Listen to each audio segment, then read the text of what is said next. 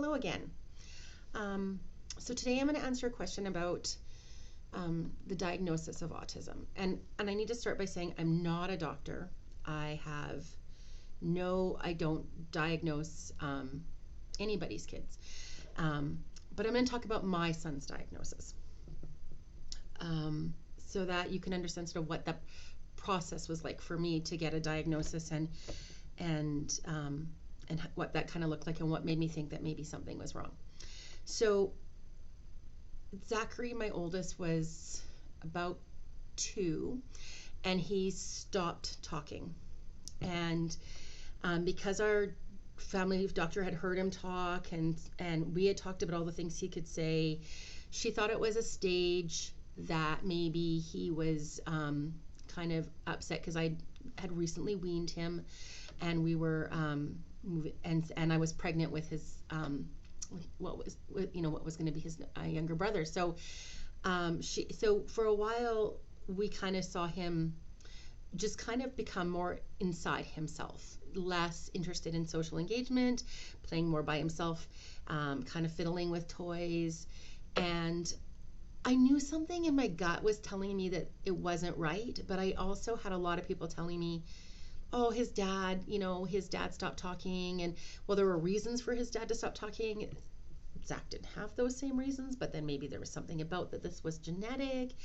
And so we had all these kind of mixed feelings going around. And but I think in my kind of gut, I knew something was going on.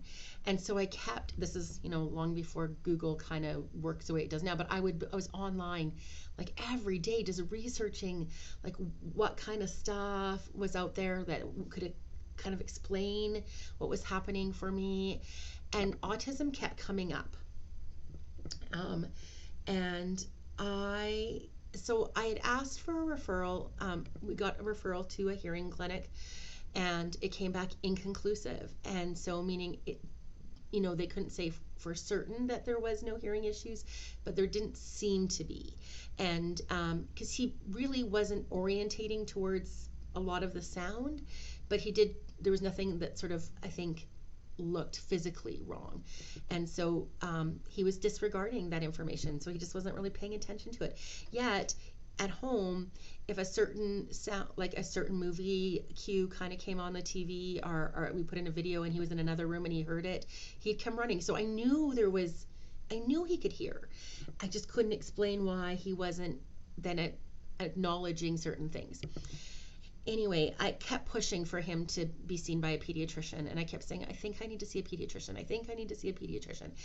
And so I finally got a referral to a pediatrician, and she had copies of lots of the assessments that had been done up to that point. And she saw him play in her office. She watched him play for a bit. And I kept telling her all the things that were bothering me. And at this point in time, I was 6 months pregnant maybe, and but I was really I just in my gut knew there was something that wasn't quite right, and I was really pushing for some sort of diagnosis because I felt like at that point in time I wasn't going to be able to, I think, comfortably move into this phase of having 2 children until I knew Zach was getting help. And so I was really just like, no, I think something's wrong. I think something's wrong. And so we left the office that day with a diagnosis of, at the time, was pervasive developmental disorder. So PDD, NOS, not otherwise specified. If you met Zach today, there's no question he has ASD, but at 2.5, it was harder to tell maybe. But we left that day with a diagnosis, and got in the minivan with my husband, and he said, I can't believe you didn't cry. And I then busted into tears, and I cried so hard for probably a week. I cried my contact lenses out. Like I just cried and cried. And I wasn't sad that Zach was autistic, because that wasn't what was upsetting me. I was upset that his world was going to be hard, and that there was nothing I could do about that. It was going to be tough for him no matter what, and he was going to have to work harder, and things were going to be difficult for him, and no parent wants that for their kid. And I was also worried that people were going to feel sorry for me and for him, and I did not want anybody's pity. So I was scared. And I told my immediate family pretty much right away. I have a really close relationship with my sisters, and my sister called my mom and dad, who were actually out of town at the time, and my family came down right away to help us and take care of me. I was a mess, and but I didn't tell my friends for a long time. I didn't tell my friends for probably 4 or 5 months, because I was part of this like sort of moms group. We were all kind of close. Our kids played together, and I was just I was so afraid of what that would look like. But I can tell, so, 20 years later, I can tell you everything is fine and great. And I mean, I can't, it wasn't without lots of hard learning in between, but um, I guess my advice for anybody that sort of is going through the process of diagnosis are suspect something is going on with their child. There's two things that I would say, and the first is that that trust your instincts.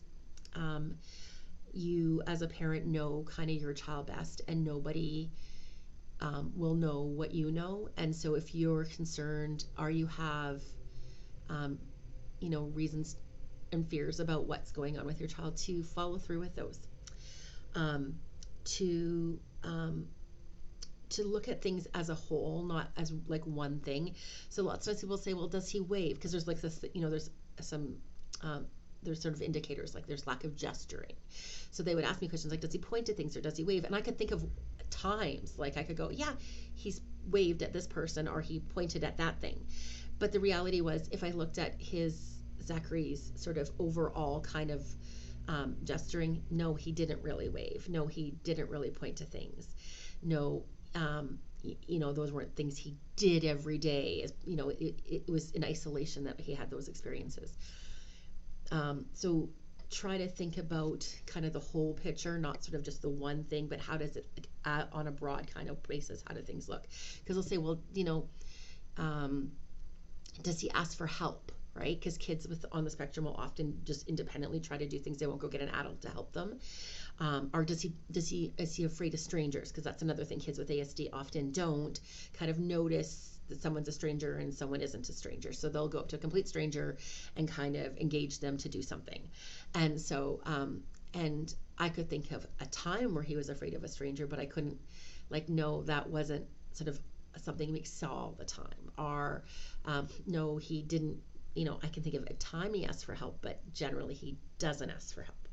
So I guess I'd say that my advice is to sort of look at the big pictures of things.